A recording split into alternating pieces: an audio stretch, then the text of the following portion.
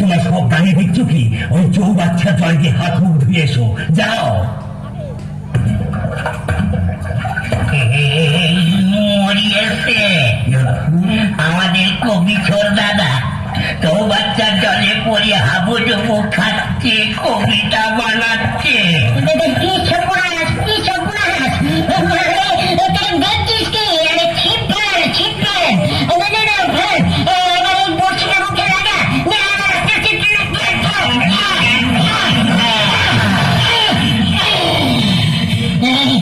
একেবারে জল খেয়েছ অর্গার, পেট ফুলে হলো ঢোল।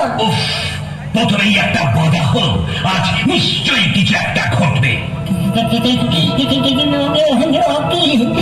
আমাদের বাড়ির সাথে দরজাটা না হাট করে খোলা কেন? আজ নিশ্চয়ই কিছু ঘটেছে। কাঁদছিস কেন? না কাঁদবে না, হাসবে।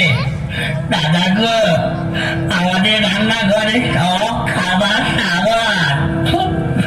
দাদা রে, সব খাবার হলো সাবার, সব খাবার হলো সাবার। কি খাবো, কি খাবো,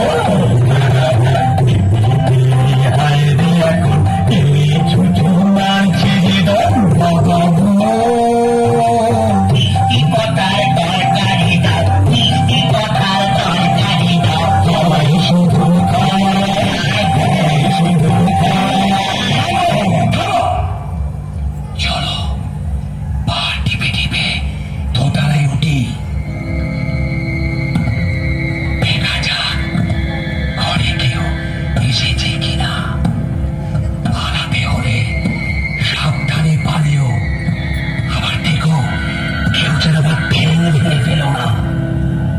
দাদা, দুবারের মেয়েদের চপ্পল এবার কি হলো? একটা পরমা সুন্দরী মেয়ে আমাদের সাতটা খাট জোর করে ঘুরছে। চুপ, চুপ